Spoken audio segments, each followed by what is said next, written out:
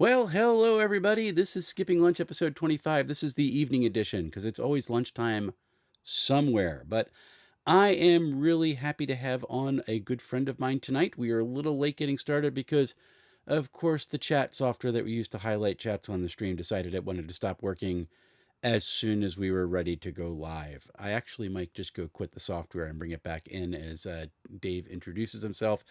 But I'm here tonight with my good friend Dave Ward. Dave, say hello. Well, hello everyone. Welcome. It's good to have you here. I know. And we wanted to do this before, as I'm going to be totally distracted. I'm doing total like ADHD type thing. We wanted to do this before your Backerkit actually got started, or right when it did. And that did not work out so well because my life went kablooey, and you were very gracious in making sure that we had the time to get back to it when we got a chance. And so I'm very grateful for that. And we're now here able to talk about your cool game that's coming up. And I fixed it. It's back. Hi, Jacob. How are you? Hey, Jake. First chat it's highlighted for the night. So I've got a couple of intro questions. You've watched enough of my episodes at this point, Dave, that you know that I have some things that are coming on. Yep. Just real simple stuff. And then we'll get into talking. I want to talk first about the setting, and then we'll talk about the game, and then finally the backer kit, because that's what we want people Okay. to be jumping in on. Um, but this is the question I ask everyone when we start out. This is a very peculiar, bizarro, kind of off the wall hobby, right? How did you first get introduced to tabletop role playing? I was 12 years old, and a friend said, "Come to my house. We're going to play a game." Okay, what game was it? It was Advanced Dungeons and Dragons. So you started with AD&D. I did, yeah. Okay. What year was this? 90s. So I was 12. So that would have been 94. Okay. When you were playing first edition? Second. Okay, you're Second doing edition. second edition Advanced. AD&D. Okay. Yeah. Well, no, Advanced Dungeons and Dragons has a first edition and a second edition. Yeah. I was playing Moldvay Basic. I was the playing what everybody was calling Kitty D&D back then. I mean, we quickly moved to 3.0 because it was coming out very shortly. Okay, so you were right around that turnaround area. I was out of the hobby at that point, so it's nice to be back. It's good. I have my midlife crisis sitting on the shelf behind me. So you started with AD&D second edition. You went to 3.0. But what are your favorite RPG genres to play? Because it's not necessarily old fantasy, right? No, I like multiple genres. Okay. Include I like all kinds of genres. I think my favorites are modern and sci-fi. Actually, Okay. You like the sci-fi setting? I do. Okay. Yeah, And we got modern. We'll talk about the modern in a little bit. Are you got any plans for doing a sci-fi game at some point? I don't know. Okay. They're hard to pull off. I'm not a good sci-fi DM, Okay. so So it's hard for I you to like I playtest like it. playing it, but it's hard for me to playtest it because I'm a really bad sci-fi DM. Gotcha. You should when John does one of his Star Trek games, play with him. John Mm. Frederick from Sharp Mountain Games does a fun. He has a completely homebrewed Star Trek game that you're playing TOS era. He keeps doing them on Tuesdays. I know, and I got to play a Vulcan. It was so much fun. Um, so all sorts of genres. Now here's the question I just added in: if your own products were not an option, so we'll take the obligatory answers off the shelf. Um, if you were going to be stuck on a desert island, what is the one role playing game that you would take with you? Oh, um, I didn't prepare you for this one. This is totally off the cuff. it's probably gonna have to be Easy D6 Really? because I can make any game I want from Easy D6. You really can. It's a pretty fast, streamlined, awesome system. That's not that's a and you only need one die. So if you need to chisel a die because you don't have dice, it's pretty easy to do. yeah, And you can only need like 6 objects to pull out of a bag even do like chits. So that's pretty right. easy too. I like that. Okay, good. Easy D6. We're putting that. That's going to become one of my standard questions from now on. I think that'll be fun. All right. So there's everybody knows Dave now, which is fine. Just Hey, Justin. that's all we need to know. Um, so we're talking about your Ironbound setting because it takes place in this cool setting. It's a city called Grimwood City. Yes. You have done a really nice job making this place feel lived in. Like Thank you. it's got I hope so. factions, yeah, it's got factions and levels, and there's a little bit of history going in, and but there's still enough room where GMs can create their own stuff. So it's not like you're not feeling locked into your vision of it, but you definitely have the baseline. So that's kind of cool.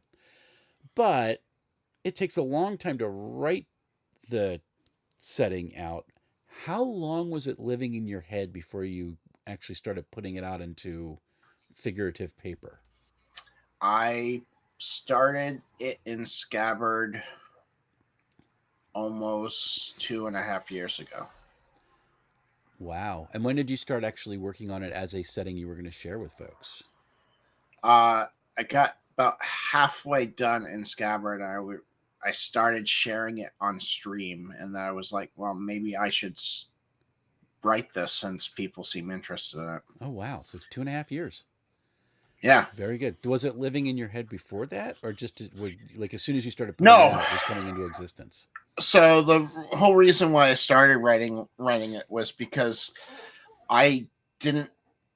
I wanted to play urban fantasy, Okay. but I couldn't find a good setting because I wanted basically I wanted Dresden, Okay. and I couldn't find Dresden except for the Fate system Okay. Dresden, which I'm not a big fan of Fate People either system. really love Fate or can't stand it. There's no in between. I don't understand it. Okay. I think I need a really good Fate DM just to run me through like a good game Okay. of it. Somebody out there who watches Fate's like, which version did you play? Um, Yeah. because I think Accelerated is the one everybody likes. Yeah, Accelerated's the one that Yeah. everybody likes, yeah. So that's kind of where to go. And for folks who don't know, Scabbard is an online campaign management system, service, whatever you want to call it. That's actually how Dave and I met. Is through this very nice, simple, wonderful way to keep track of your I campaigns. do not know if there would be a book if it wasn't for Scabbard. It kept me very organized. It's very their auto link feature is the best thing. I love it. It's just like blunk. It finds all the pronouns. There we go, or all the proper nouns. There's Um, a reason why there's a whole bunch of factions. It's because I kept getting new pronouns. so you mentioned Dresden. What are some other inspirations you had for Grimwood City?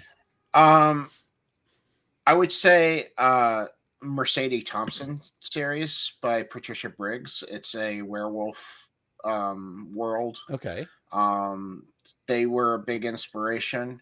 As far as TV shows, Supernaturals was a big inspiration. Okay. Um, and then also X Files and MIB Well, MIB. because they're, yeah, Is that where the Men bureau in, concept comes from? that's where the bureau concept comes from between those two. Yeah, Okay. Warehouse 13? Yes, no? not really. Darn. Ugh, that's my I favorite. mean, you brought it up when you read the preview, and I'm like, maybe, yeah, but that wasn't in my initial thought process. I just throw some retro steampunky stuff in there and you're fine. You've got Warehouse 13. Oh, I love Warehouse 13, but it just wasn't something I was thinking of. I really would like just a Warehouse 13 RPG. That would be kind of fun. Yeah, getting those rights would be a pain. Oh, it would not be good. I don't even know where it's streaming at this point. Anyway, we could do. It's not Warehouse 13. Um, when you were writing the setting, what was some of the most fun you had creating? What are some of the things that you had the most fun creating? Honestly, it came out. The most fun I had creating was a character that actually came out of my chat. Oh, really? Yeah, it's a goblin, and his name is Me, and he talks in third person. So he talks in third person, and he has a brother named You, and then another brother named We, We and that loves was you a and lot of. we. Mm-hmm. Oh, I love that. And that came from a viewer who spent uh, points to create a character, and that was the character he created. For folks who don't know, Dave normally streams over on Twitch, which is a service I am not cool enough to be on. But Dave handles it really, really well. So if you ever get a chance to see one of Grimwood Games live streams, what do you do over there? You do your play development, you do weekly geek out where you go over news, and you do a couple of actual plays, Couple right? actual plays, yeah. Is it you're just doing Ironbound at this point, or do you have a 5e No, too? I also do every other Wednesday. We do Delta Green. You guys have a lot of fun too. I still remember early on in the playtest when you switched over everybody to Ironbound and you nearly like one shotted one of your players and he was freaking out. Like, well, it's supposed to be deadly. I was enjoying that moment. So he calmed down. He's good. He did. He's good. Hey Dan, how are you? Oh, we got Dan and we got Jacob. Hi Dan. Hi Bad News Chris for showing up. Very good. Avenue Studios in the house. I ordered one of Avenue Studios t-shirts. It hasn't shipped yet, but hopefully it'll come soon. They look cool.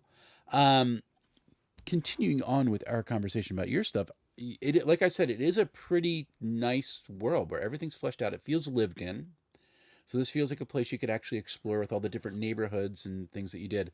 And now that you say you started in the Scabbard, I can see like all the sections from the city, since that's part of the cool aspects of that software.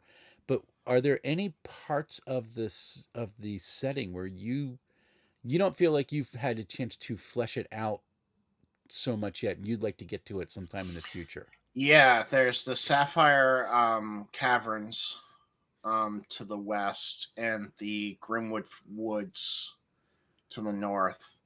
I'd like to flesh those out more, and the Pharaoh ones, the Hall of the Pharaoh ones, which is underneath the city. It's not truly fleshed out. I mean, they're all mentioned in the book, Yeah. but they're not truly fleshed out. Not like I want to. And so for folks who, it's not really a spoiler since it's in the book, but Hall of the Pharaoh runs is where kind of like all the fey creature type folks went after the human colonists showed up, right? It's where all the monsters kind of went. It was an old monster city, and it's now collapsing and falling apart. It's kind of ruined. I placed it in there mainly so I could have a place to do dungeon delving if I wanted to. It's fun. I'm ready to go. It has that into the odd feel almost with all the stuff that's underneath the city. So that's kind of cool. You got three places you really can continue to expand. Yeah, I mean, I have a whole continent that I actually have a whole world that I haven't met. I don't even mention in the book. Yeah, have you fleshed out the continent that the colonists came from? I fleshed out the continent that Grimwood City's on. Yeah. The continent that they're from, I've named it, but I haven't fleshed it out. Okay, so we don't really know quite anything about that yet. So cool stuff. I like to flesh out some of the world history too, Okay, like some of the ancient history, like because I don't have where Ironbound and where different gods countries came split. from and Yeah, that type of thing. Yeah. very very good. Yes, Avenue Studios must get a DM Tales shirt for the next EcclesiaCon. Yes, yes, you do. And why choose one, right? I'm looking at Dan's comments. I have one. There, I have you have. I think you bought my first one. So the green one is hot. Rar. Okay. I don't know what Dan and Jacob are doing in chat right now, so that's kind of fun. So good times. Also looking at the setting, there's a lot of cool species players. Is species the word that you use to describe the different? Species is what I I used. couldn't Yeah, remember is that or ancestry. I went back and forth. Species is easier to write. But there's a lot of cool ones players can choose from in the setting, which is neat. What was your favorite to develop? the archlings, because they're kind of it's kind of rode into the like ancient not well not ancient but the personal history I have with Christianity, Oh, so okay. it plays into that a little bit. So archlings are They're children. They are half angels, half humans, who are taken as children to fight in the angel demon war. okay. And there is a religion inside Grimwood City. It is analogous to kind of like dominant Christianity, but it's not Christianity. Yeah, correct. Yeah, it's not Christianity, but the analogy is right there Like for it. structured, highly structured, hierarchical religion type Yeah, thing. Very, very good. So that was your favorite to create. What are some of the ones that you notice people flocking to the most as you go through all these play tests? emo variant vampires. Why did I Uh, know you were going to say that? What is it with people who want to play vampires? I don't know. That's why I put them in there, though. I'm not a big vampire player. Um, but the emo variant vampires people flock to. I think it's the absorbing of emotions. Are we all I just don't know. dead inside in real life? Is that what is that what it is? Like, I don't know. I more people have played that species than any other species in my playtest. Dan says, haha, of course the emos. We Yeah, have to have emo Darth Vader, right? That's the whole shtick of the I era. mean, when So I first did my playtest, my first one of the first players was like, "Can I play an emo variant vampire who came from a archling?" oh, I remember you talking about that. So there's all sorts of stuff going on there. Yeah. Okay. So So, people don't play the were creatures because your were creatures are cool. I like the were creatures, and no, they are popular too. Ironically, my second popular would probably be a werebear. Okay. I think I played a werebear monster hunter in one of the play tests, and that was he had an axe, and that was Uh, fun. my favorite character that I've ever created was just a regular strict Ironbound monster hunter. She was a teenager. Chat helped me create her. She's a teenager, and she uses a teddy bear that she imbues with magic as a weapon. What does it do? It's just a physical bludgeoning weapon, Just increase mass and swing. Go. pretty much. Oh, that's awesome. Elise says no sparkling vampires, please. They do not sparkle. My vampires do not sparkle. There's three types of vampires in the world. There's um, Corophon vampires, which are your basic blood vampires that you would see in Buffy the Vampire Slayer or Hmm. monster movies. You got the emo variants who are emotional vampires, and then you have the Morset vampires who are your Nosferatu, your evil vampires. Yeah. You can't play one of those, right? You cannot. They're the nasty people. They're Yay, no very sparkles. evil. See, now what I want to do is I want to play an emo varian vampire who covers himself in rhinestones and everybody thinks is a wannabe. I think that would actually be interesting. So I'm bringing the sparkles, but it's all part of the joke. I'm doing it ironically. Um, ooh. So let's talk about the system now, okay? So Sure. Grimwood City first appears as a setting book for EZD6, right?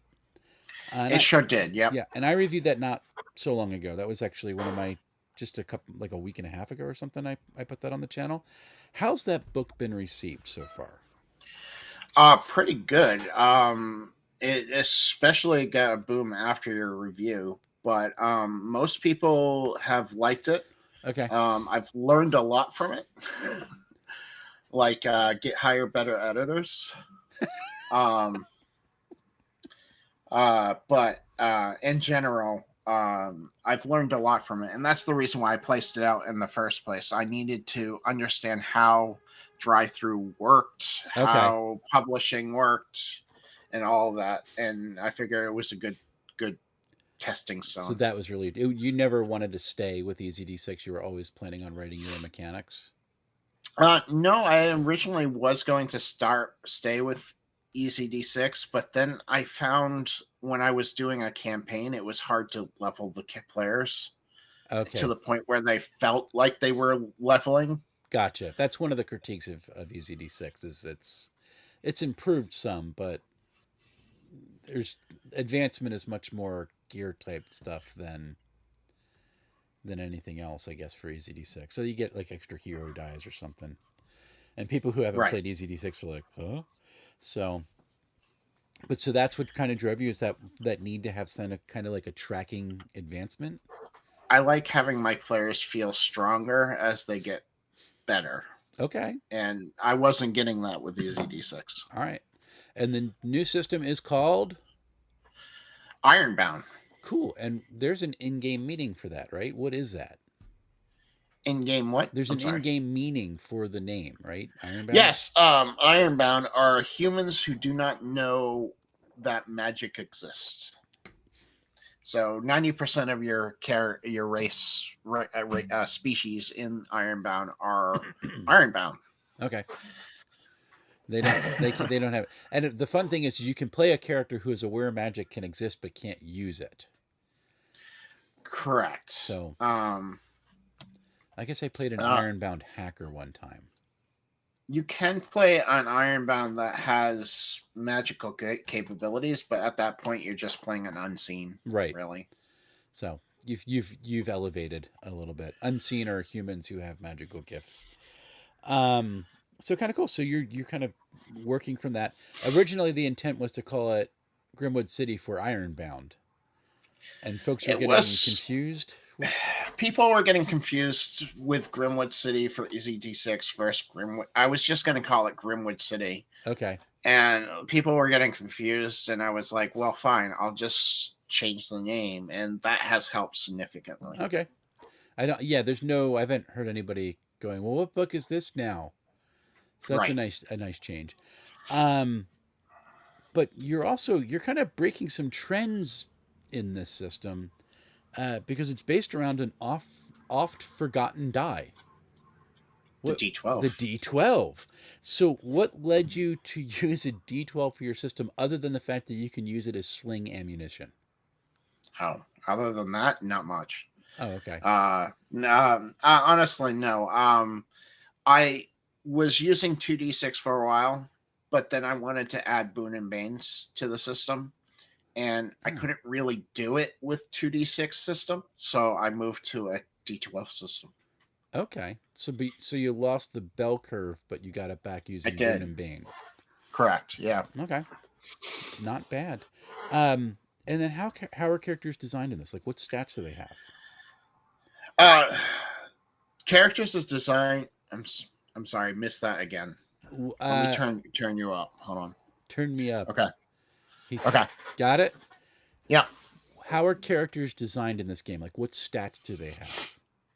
There is no stats. There's three pool system that uses physical, mental, and arcane.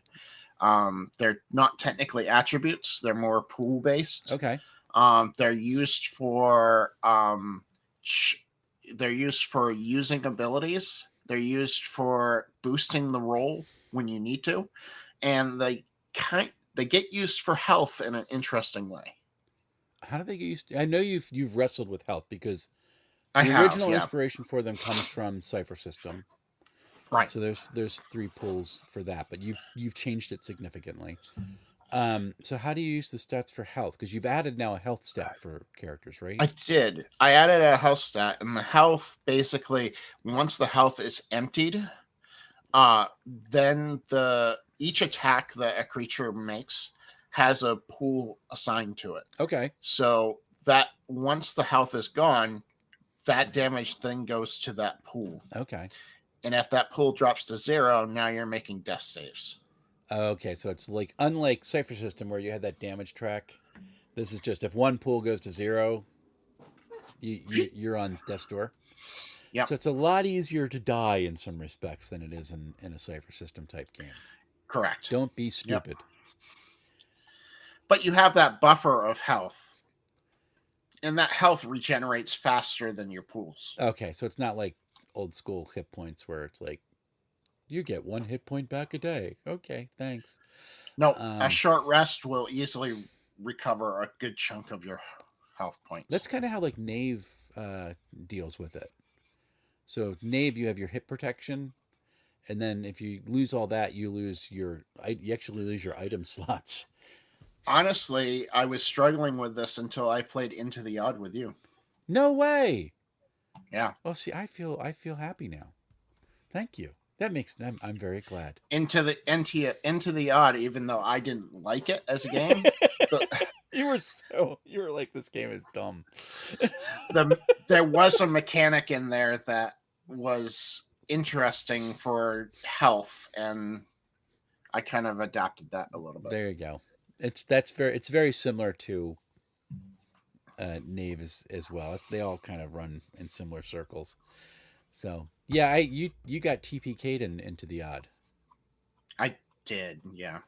It's like the one time you didn't stand by a door ready to run away. Oh, I was at the door. I still didn't. It didn't help. I loved Into the Odd, but I'm kind of odd myself. Thank you, Elise. Into the Odd is a lot of fun. But Dave got TPK'd because they got eaten by a worm and died. I mean, literally, that's how you died. Fish, Was it a fish? It was like a fish worm. It was an eel. fishworm, yeah, eel. It was an eel. Don't touch that. I won't say what it is. Just don't touch that. My other group that I played with, they blew up the place because they activated a self destruct button. So that was enjoyable. I'm actually writing an Into the Odd adventure I know for you are. Avenue Studios, and I'm like, writing, it's like, how can I ruin their lives today? Let's go this I think freaking. I'm playing in that one. Are you? I'm sorry. I get to murder you again. Your character, that is. Um. So so we talked about you having different stat pools and they're used to activate abilities and they can be damaged. Can creatures actually direct damage the pools? Can they bypass your uh, protection? there are some creatures that can do that actually. They can bypass your health and hit directly to your stat So pools. they're the really scary ones. Mm-hmm.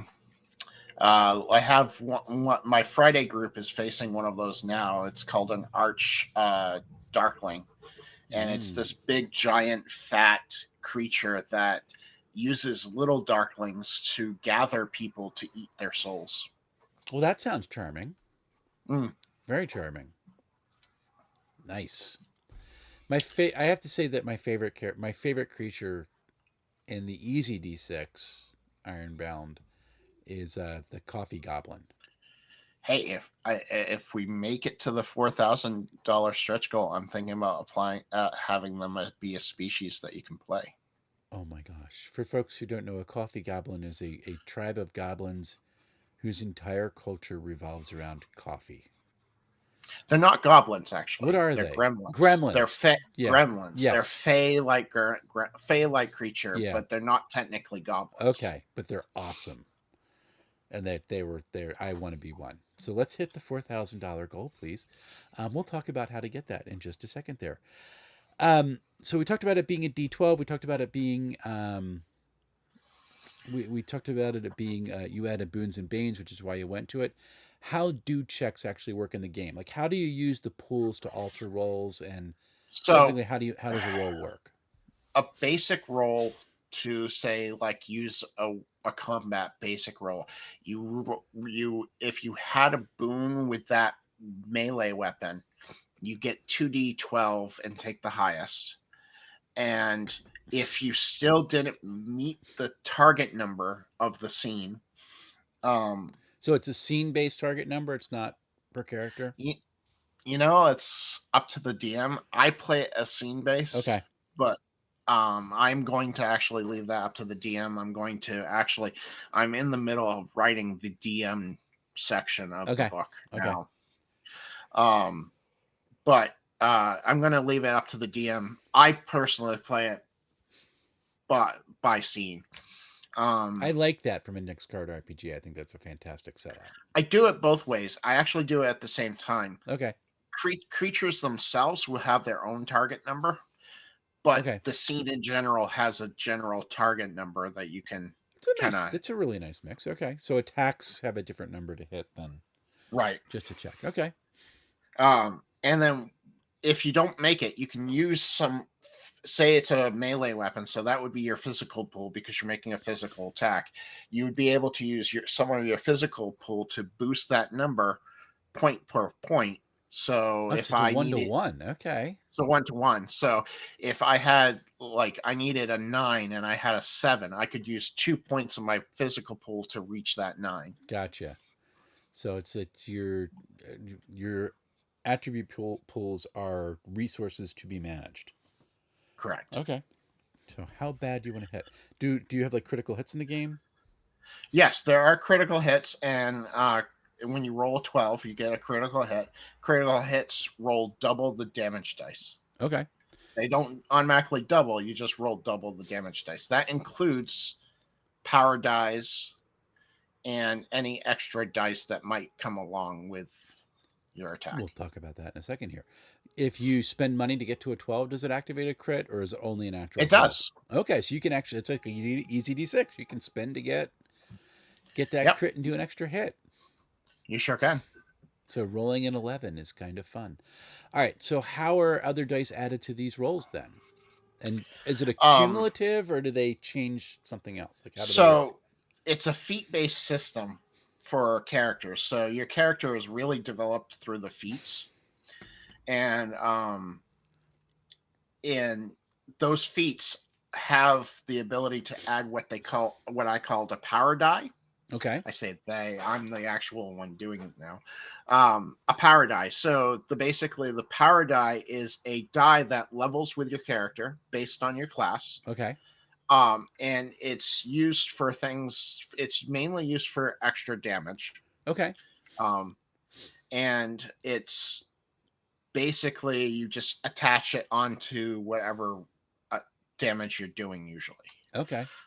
based on the feat. It's really based on the feat. The Okay. only class that actually uses the power die non-feat wise is the wizards, because any magical damage that needs to be done is calculated with the power die. Gotcha. Is damage static and then you or are you rolling damage dice as well as the power die? You're rolling damage dice. So going a little old school with that one, which is really kind of fun. Any other dice that you can add besides boons and banes and power dice? So many times I've changed stuff so much. Um, He there's has done an impressive playtest for this, folks. Really impressive. there's health dice, which you roll every 2 levels. Okay. You roll a health die to boost your health. Okay.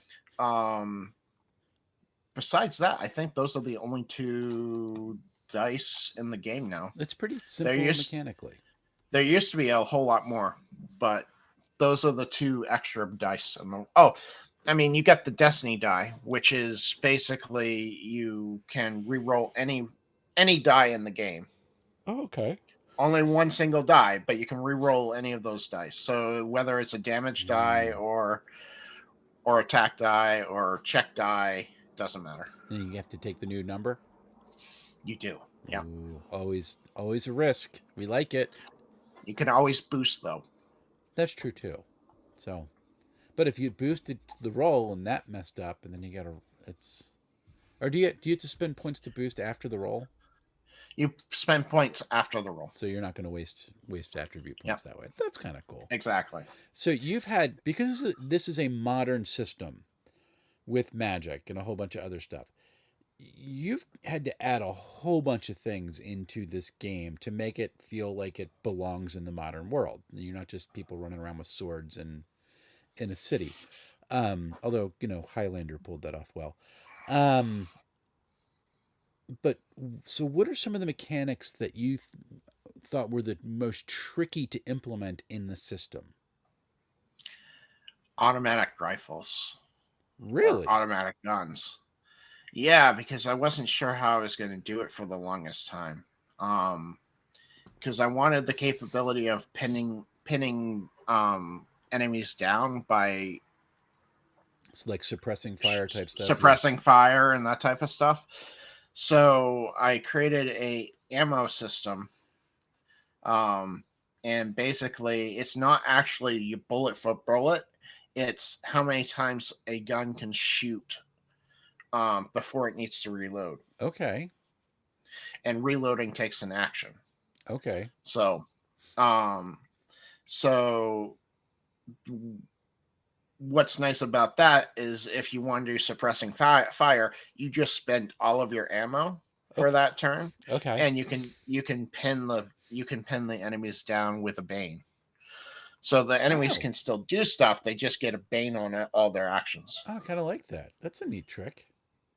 I like that. And then you have to take a turn to reload. How does actions work? Correct. Do you Yeah. just get one action a turn? You just action. There's an action point system. You get 3 action points, Okay. and based on what you're trying to do, um, it could cost you 1, 2, or 3 points. Most things cost 1 or 2 points. Okay. Action points are becoming very, very popular, which is Um, it's it kind of was fun. just that I initially had quick action, standard action. It just was getting bogged down with terminology. It was just Yeah. easier to just go by points. Yeah, I it's is this a free action or a quick action or okay, stop. Just do that. Like You have it costs 1 point. do it Do and one have point. fun. And reactions in this game cost you an action point, and you only get 3 action points unless you take a feat to boost that. Oh, so if you want to defend yourself, that's taking up an action point, but it's not blowing your whole turn up. Correct. That's kind of like I like how Year Zero does that with Forbidden Lands because you get a quick action and a fast action, but your reactions are your quick actions. But your quick actions are also your movement. So you can defend Uh, yourself, but then you won't be able to move later movement unless you blow your movement stuff. costs 1 action point There you to go. do your standard movement. So I like the it's very way similar. I like the way people are tweaking action economy. So I'm kind of excited to play with your 3 action point economy. And Jacob should be happy because he's now crowing about DC 20, and that's all action point economy, and that's great, right, Yeah, I think Jacob? you get 5 in DC 20 I though. thought it was 4. No, you get You 5. get 5? That's too Yeah. much. Got to go hard mode and go with 3. Um, any other mechanics that you had to throw into the game that you thought were difficult to implement? Oh, I still haven't implemented this, and it needs to be implemented. I need to implement some kind of purchasing mechanic, Instead of having um, to deal with money? instead of having to deal with money, because it's everything in the game is very abstract. Yeah, So to have something not abstract just kind of takes away from all the rest of the abstract. I can see that. So I'm thinking about using a wealth die system where you get a wealth die, and based on how wealthy you are, it increases based on that, Okay. and and then you have to roll that for getting something over your Okay. quality of life type deal. Is it kind of like a usage die to where if you like roll the lowest number, it goes down 1? Correct. Yeah. So you blew a wad on this, and now you gotta build it up again. Right. I actually kind of like that system, which is because it's so much faster, but it's still interesting. Yeah, and you can just have the players roll when needed, not necessarily to get a walkie-talkie from Right. Walmart. Yeah, you can get that. Have fun. You're old Yeah. old realistic from Radio Shack. Um, what part of the game are you most proud of? Ooh, that's a good question. I think how well I've mixed the um, rolling rolling system with the pools. Okay. How because when I first started doing this, I had this idea and it was not working, Okay. and it really, I think it really works well now. Awesome. So that's you have been through a lot in trying to tweak this, I know. So it's been fun to watch Oh, it you was my first game. I thing. wasn't sure actually how to do it, so You figured it out. It was good. Very, very fun. And then if you're looking at it right now, what are you still tweaking to try to make better besides the wealth system? We already talked about that.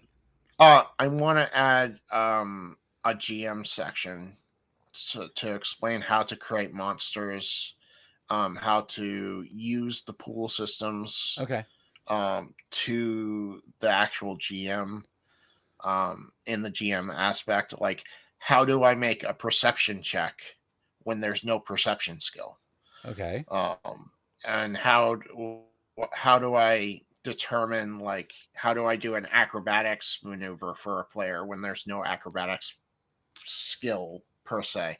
And basically in this game you would basically do a physical check Right. for those, and then based on whether or not the character has a boon to that particular situation, is up to you and the GM, And the basically. target number would be like the room target number. So sure, if Right. it's a low stakes roll, it's low. If it's a high stakes roll, a little bit higher. Should be fine. Right. Not bad at all. Um, and now, well, this game is it's doing it's fairly well developed at this point.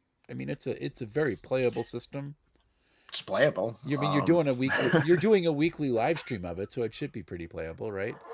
Yeah, You're in Backerkit right now. I am. Yay! Um, so how's the campaign going so far? And I'm going to try to bring it up on the thing and have people still hear us. Uh, we are 34 backers at 1,285. We are fully funded. I have probably with. I'm figuring editor will pretty much cost that what we have made so far. Okay. So hopefully we can make more before the end, which I'm sure we will. Yes. And so yeah, so that's where we're at. We've already met a stretch goal, which we're going to get an adventure in a power plant. Okay. And mysterious things are happening in that power plant. Nice. So that should be interesting. It's one of the adventures I've used for playtesting quite frequently. It's a fun adventure. It freaked me out. Very good. Yeah. So that'll be fun. And people can actually back this right now at that link that I just put up. It's Grimwood Games /Backerkit. That is the right URL, right? Yeah, grimwood.games//Backerkit. I was feeling fear and trepidation. Um, and so how's the fulfillment being done? Because these are when you look at the tiers, it's not a lot to buy into it. So how's the fulfillment being handled? It's all being handled through drive-through. It's 100% digital rewards. The digital rewards, you do have the option of buying at cost a physical copy. Um, and but everything that you get for the cost that you're paying for will be digital. Okay. And so yeah, so it's basically your printed cost to get the thing shipped to you, and Right. it's not going to be that much to get it shipped out. So looking forward to it. And I know that you had researched how to do the offset printing for it, and it was just I researched doing printing myself, and it just wasn't worth the cost. I wasn't going to make that kind of money back in a backer kit. right. Okay. I knew roughly where I was going to be making, and we're pretty much on target for what I was aiming for. Okay. So So the goal is the next stretch goal is going to give us what? it's going to give you a really awesome casino heist, and Dread Maps is doing this amazing casino map. It's all very purple and neon. It's super amazing. I'm very excited for it. Did you come up with a name for the casino yet? We have not. I'm still liking the neon hells. Just looks like the nine hells. It'd be cool. Yeah, Nobody likes we're it. It's still. fine. Yeah. But it's a cool map. Like it's Oh because my god, Dreadmath's it's been so cool. sharing it. It's It's really nice. it's going to be 3 levels. There's going to be a VIP section, the top level, the main casino, and then there's going to be an underground with a vault. So, Very, very cool. So that's nice. And then the next stretch goal after that is that's three Foundry, I thousand believe. dollars. Is that Foundry at Is that 3? no? I thought What Foundry was is 4. Because you that's what I'm hoping you testing get me? to. You're testing me. Well, it's your kid. Um, It's your backer kid. no, 3,000 is the Foundry module. Okay, please everybody So, back this system because I want the Foundry module. so the Foundry module is going to include all of the items and characters and feats in the actual game uh, as items in Foundry. So you'll be able to use them in the Foundry system, which I'm building. Without having to recreate them all yourself. Because yeah. Correct. So You you can easily recreate them all yourself, but that's not it fun. will. And I'm kind of taking a a go from Free League on this one Okay. because I like how they do it. They basically offer the system. All of the items will be there, but they'll just be names. There won't be any descriptions. Right. And then they have a paid Foundry module that Yep. has all the descriptions and everything. Yep. Yep. Yep. So I'm hoping you hit the 3,000.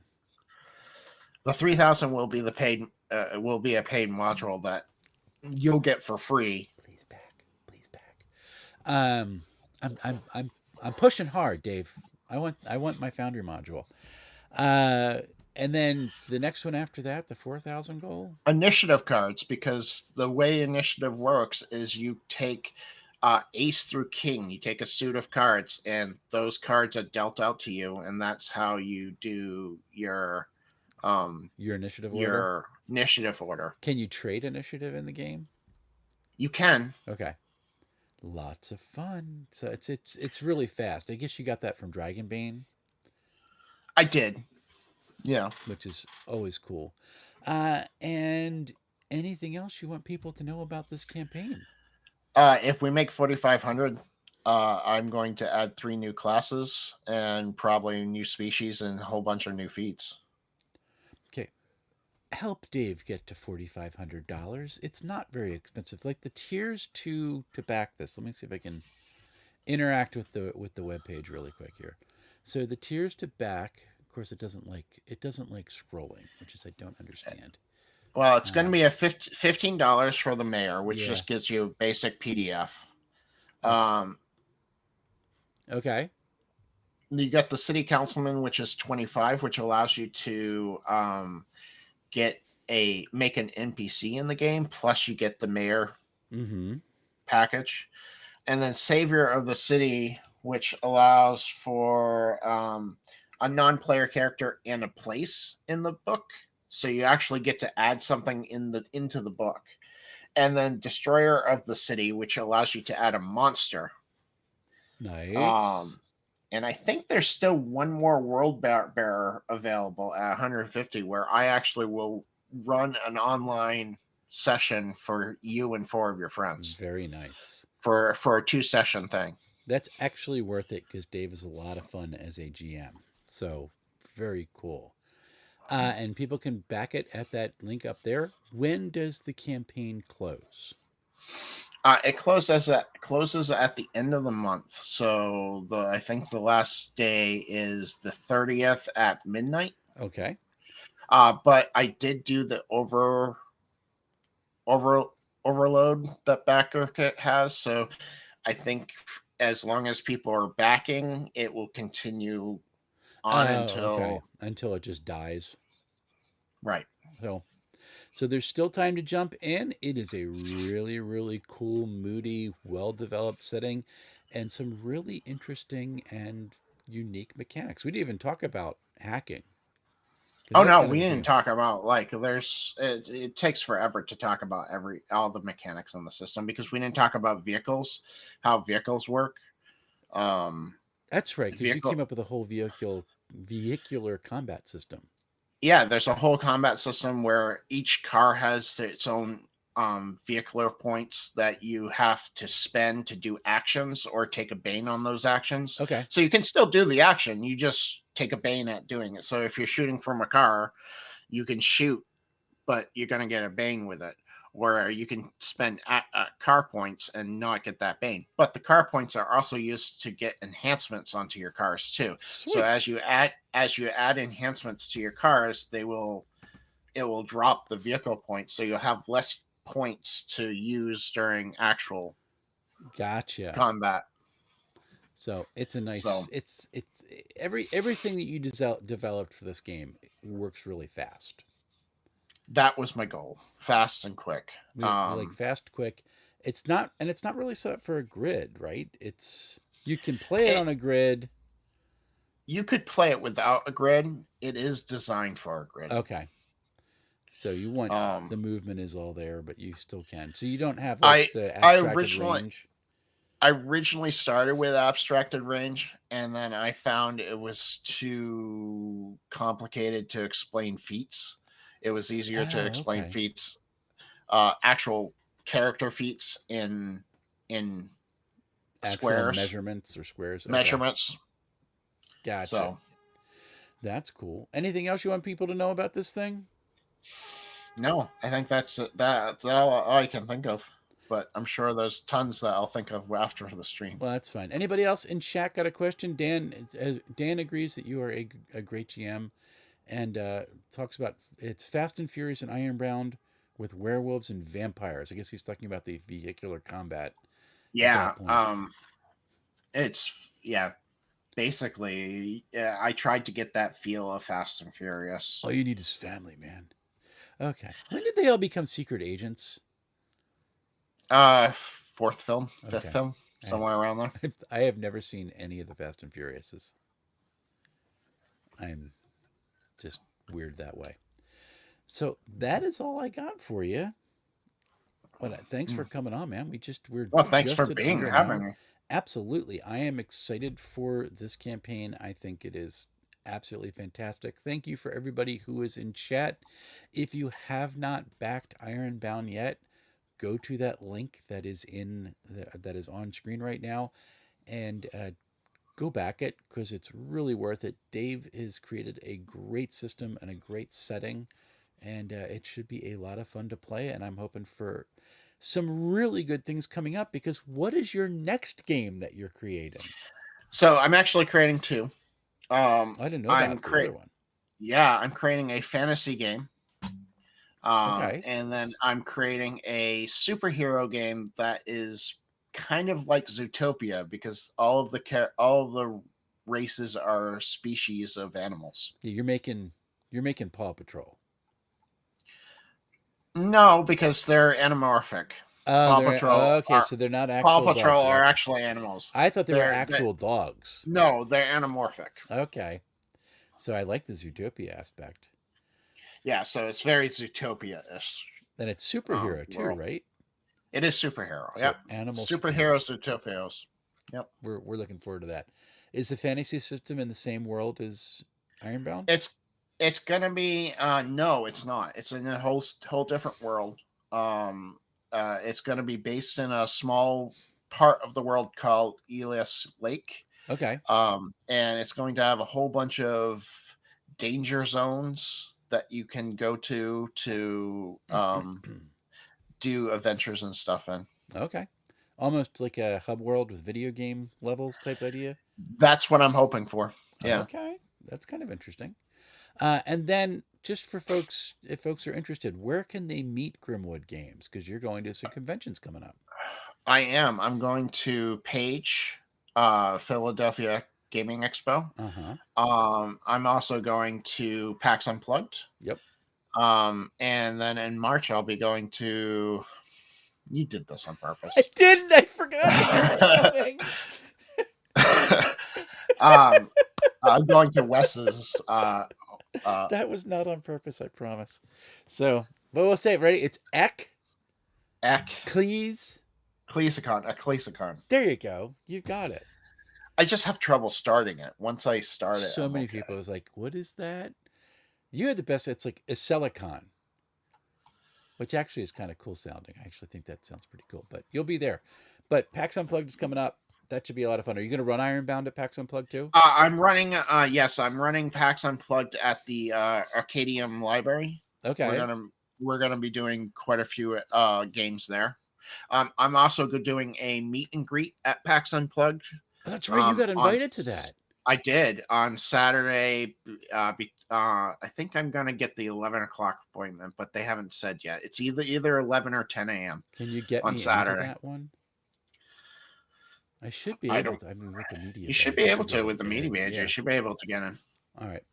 So I'm doing both. So you can definitely find me there Okay. at those times. And then Paige, you're going to be running games for that, and that. I am running a couple games on Page. I'm only doing a couple on Page because I really wanted to experience Page because it's my first time there. It's a neat little small con. Yeah, It should be a lot of fun. There's a lot of people you can interact with, and talk with Ron because uh, he even if their vendor space is all sold out, but even last year they had people doing demos in the game rooms instead of nobody needs the table. Set up your stuff and put stuff under the table to sell and have fun. So talk with him about that to get some promo stuff out, which would be good.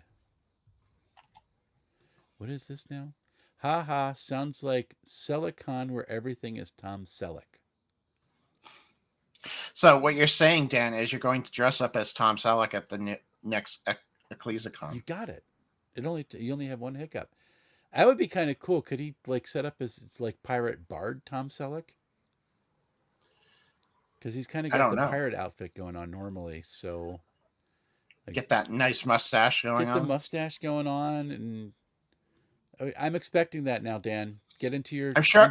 I'm sure costume the great closet. mustache can help you with your I mustache. actually finally saw a great mustache playing with you guys and or with Avenue Studios, and man, he's got a great mustache.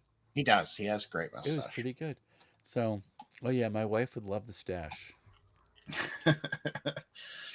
That's now on YouTube for all posterity, so that's good. Um, Elise is all about Selleck. There we go. Does anybody have any questions for Dave before we go? Uh, instead of we're all fixated on Tom Selleck at this point. Um, and I am slowly losing my voice. If you haven't heard me sniffing because the stupid cold comes back in the evening time. Oh, I'm still surviving from my cold. I So missed a con this weekend because of it. I know I'm so sorry about that. I'm glad you recovered enough to do this. So, well, we have had a great time. I've had fun interacting with chat. Thank you for everybody who was watching. Again, go back Ironbound. It is going to be a lot of fun. And the more we back it, not only the more stuff we get now, the more impetus you have to expand the cool world that you created, which I think is going to be a lot of fun for us to explore I with you. have a lot. I have some good expansions that I want to do, but only if people are playing it do So, I want to do them. play the game. Wait, you will play Ironbound. It's Star Wars Day, right? You will play Ironbound. You will No, back it's the not. It's nine Backerkit. nine. Darn it! When did I miss it? I missed it. It's May the 4th. Well, there was a Star. No, it's Star Trek Day. Darn it! I got Oh, everything Trek back. Day, I'm so confused. I'm tired. which was like yesterday. Star Trek Day Star was Trek Day was. yesterday. I don't really care. Just back the Backerkit. There you go. I did the wave. You have to do it. So, all right, Dave, stick on for a little bit. I'm going to let folks go, and I'll be back on to say goodbye to you properly after I shut down. So, hang on. Folks, thank you so much. Dave's a really good friend of mine, so I was really excited to have him on to talk about his really cool game. There is some really neat stuff that's part of it. I hope everybody who sees this goes to the Backerkit URL, goes and finds um, it goes and sees a tier that you can back and actually do it. And yes, Avenue Studios, I have made everybody mad now for confusing Star Trek and Star Wars Day. I have not slept much in the past 2 weeks. I understand that, which is fine. I'm also used to the Force, Harry. So, but I'm so glad to come in. Go back Ironbound. That should be a lot of fun. I am not done this week. I do have my favorite TTRPG publishers video that I just put on the channel. Completely forgot Runehammer, so I have to do a short for that, which that'll be fun. But on Wednesday at my normal noon slot, so actual skipping lunch for me, I'm going to have Luke Stratton on to talk about his expansion for Pirateborg. And let me tell you, folks, this thing looks really cool. So if you're around noon on Wednesday, stop by, ask Luke a question or two. It should be a lot of fun. I had a lot of fun chatting with you tonight. Thank you all for being on. And until we see each other again, folks, happy playing, everyone.